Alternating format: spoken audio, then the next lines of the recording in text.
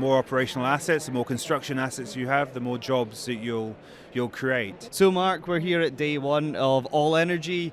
I've just heard you on the stage doing your first panel session of the week. What was your key takeaway? I think from that, the panel was really, is offshore wind still on track? And I think from my perspective, what I said is AR7 sets the tone, it anchors a good start to the process, but what we need is continuity, and so we need a rinse and repeat of AR7 moving into AR8. I guess in terms of a Scottish context, we were very specific about some of the issues that we have, and everyone's very acutely aware that transmission charging remains a challenge. While it may not be resolved for the auction, what we do believe government can do is give us direction on what we should be assuming. And you know, when you're looking ahead to AR8 and how we want to sort of replicate the success of AR7, you made a really interesting point that I'd like to get into about how CFDs being awarded doesn't equate to electrons being produced. That's the first step, and FID would be the final one. We saw that with Ørsted a couple of years ago, securing a CFD, and then it scrapped Hornsea 4, which wiped out a massive chunk of AR6's allocation. Do you see that as an issue going forward? Well, Ocean Winds, to address the elephant in the room, obviously scrapped Arvin South this year. Is that something that's likely to impact AR7 into AR8? I think when you look at successive projects, these projects are 10 years in the making, so there's critical milestones that you move through naturally when you're doing big infrastructure projects. You consenting, and you'll see a lot of developers saying consenting is a big issue, and we need that resolved, and that's true at that initial stage of the project. Then you move on to grid connection naturally, the other one that is always high on people's agenda. Once you've got that, that's good. All these aspects of de-risking the project. A CFD demonstrates that you've got a route to market, but that CFD is based off a point in time. And so when you move from that CFD position to 2 years in advance, it depends on what's happened in the marketplace for you to be able to then reach and lend to be able to build those projects. And I guess what you've seen since AR4 to AR7 is quite a material change in the market, and in terms of policy, in terms of interest rates, which make projects quite challenging to get to that point in time. So I always say, judge projects on them making investment decisions. The risk, of course, is you get non-delivery. That was one of the issues with Hornsea 4, non-delivery risk being that in the CFD. And when you look at some of the floating projects, you have a similar challenge with those projects trying to make their projects reach financial close. And you were speaking about CFDs and the interaction between CFDs and floating offshore wind in that panel session. You spoke about you spoke about competition being a good thing for market, but price competition with flow is maybe not where the market is right now. Could you maybe just build upon that a little bit? I've always been looking at the floating market as something, I think will have huge benefits. And the first benefit is not going to be the price of electricity, because naturally this is new. It's being developed. There's not much deployment. People haven't learned a lot. So naturally, the first thing is it's going to look quite expensive. And what you see when you put something into competition and people are chasing a budget is that they'll drive down the price, and it may not be the right thing to do for the project. It might not be the right thing to do for supply chain. So I've always said, as they did in fixed bottom, before we moved into CFD rounds, there was something called FID-enabled projects, financial investment decision-enabled projects.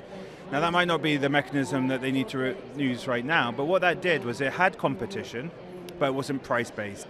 It was a negotiation with the relevant government at that time to say this is the price it'll take to move this project forward into delivery. I think that is something that we should be considering for floating offshore wind. I use the term strategic volume. Strategic volume means let's choose the locations around the country where floating offshore wind can be viable. It has some of the infrastructure in place, or it has some of the infrastructure being invested in for that future, and try and create some kind of competition around that, but not price-based. Right, and we've skirted around the subject of transmission charges, and I feel like that's something that Ocean Winds has really been sort of campaigning about for the past couple of years. We obviously 10 years. 10 years. There we go. 10 years campaigning for it. We touched on Arvin South. What is the real material risk to Ocean Winds' portfolio in Scotland right now? Are there conversations being had about another Arvin South decision in the next few months before AR8? How is it impacting the leasing space that you currently have within your portfolio? I think when you talk about transmission charging and the materiality of it, I mean, we start from the investments that we've already made. You know, we have Murray East, Murray West. They've made their financial investment decisions off a forecast that they thought would hold fairly true. Now, okay, you take some risk on a forecast because it's not a fixed price, but what we've seen in terms of those forecasts over time is such a volatility, such an exponential increase. And I mentioned on stage, you know, if that forecast was to hold true until 2030, you're seeing an erosion, you know, it's a 400% increase in transmission charges, which equates to an erosion of value from investors, our investors, whether they be our parent companies or banks or lenders who are looking to invest in offshore wind projects. So it sends a signal that there's something not quite right at the moment. So what that consequently has to our future portfolio is it questions, is the UK still, are they dealing with a specific issue? Is this volatility going to increase? What it's going to look like in the future? So that uncertainty, which was there at the start, seems to have made quite a material difference to investments that we currently have.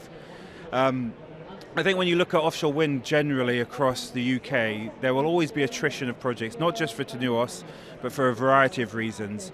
And so, you know, I always go, okay, ScotWind may have some attrition coming, and we've seen some, but if you remember back in round 3 days, there was 30 gigawatts, I can't remember the exact figure, quite a volume of round 3 projects leased, but not many have been completed. So it's a natural process of attrition.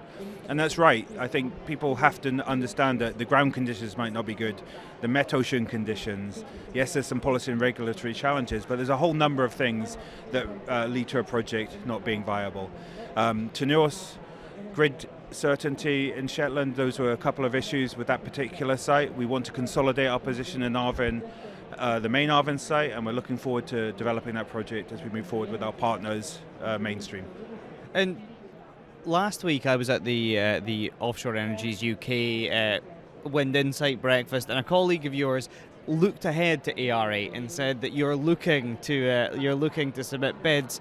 Is Arvin the project that's going to be getting a CFD application submitted, or is there what's the next step? So our plan at the moment is Caledonia is our most mature development asset at the moment, and we have that project split into two: Caledonia North and Caledonia down the south. Very inventive, I know.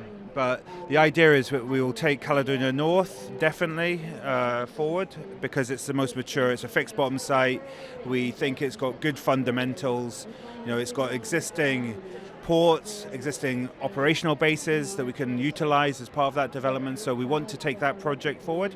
Caledonia South, which is on a similar timetable, is a hybrid site. So it has fixed bottom potential, has floating potential, and it also has this new concept of deep water fixed within the consent envelope. So that one we are considering. We'll see how the rules of the auction play out. As I said to you earlier, we're not a fan of price competition on floating. We would prefer that there was a better opportunity to work with government, given our experience in terms of delivery. But at the moment, our focus is on the fixed site. And you know that deep water fix, that sort of almost hybrid system that we're looking at. I'm hearing that technology mentioned more and more recently. And when it comes to, you know, you're speaking about when it comes to floating, it's still an emerging source. It's still, you know, it still has sort of price competition. Economies of scale haven't been established. Are we looking at the same kind of worries and same kind of issues with the deep water fixed, or is that able to sort of just build upon what's already there with fixed? I think, you know, the evolution as projects move into deeper water, you know, we've had monopiles, we've went to deep water jackets, you know, we were going to jump to floating in the right water depths, you know, floating offshore wind, you know, I'm sure there's lots of different opinions on this, you know, further than 100 meters and deeper, and then you've got this bridge of depth between 70 to 100 meters where there's different opportunities for technologies to emerge. I think when you look at the deep water fixed, it's an early technology as well. You know, it's never been deployed before. There's again concepts that need to emerge. So I think, you know, it's definitely one to watch. I think we need to see some deployment, having some trials of that technology. But what you're seeing is certainly a lot of interest. One, it's likely to have a cost benefit in terms of the deployment of it. and you may get more turbines manufacturers interested in that type of technology. And that's something that we have to speak about when it comes to the scrapping of projects in Scotland, the Tenuous impact. You mentioned jobs there. Jobs are such an integral part of everything we're talking about here at All Energy. When it comes to seeing projects slip to the right or scrapped, we're seeing less jobs created within Scotland at a time where a lot of people are working in the oil and gas sector and seeing are facing redundancies. Is that part of the core messaging back and forth with government and back and forth with trade bodies to try and see the reform that we're yet to see, that you've been campaigning for the past decade? Yeah, I mean, I think the thing with offshore wind, and everyone's got to remember this, is they do take 10 years to develop, and we should get to a point where you have a cycle of projects coming through in quite a sequence order. What I would say is that the thing that we need is deployment of assets in the water. It's very simple. The more operational assets, the more construction assets you have, the more jobs that you'll create. And particularly from an offshore wind perspective, once they get out of the construction phase into operations, you're looking at 35 years of operations. So long-term, stable, high-quality jobs.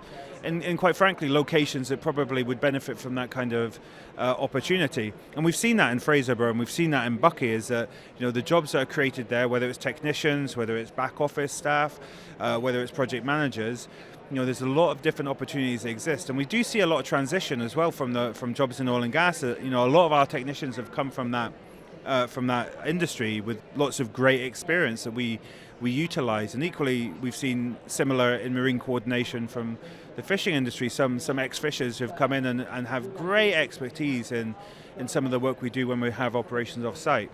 So yes, the jobs will come, but I think the challenge we have is timing. We need to be able to speed up the deployment of projects. And Scotland has such an offering in terms of supply chain opportunities that come off the back of it, that I think if we don't try and continue the momentum behind AR7, 2 Scottish projects, and having more projects come through, then we're going to miss quite an opportunity, I think.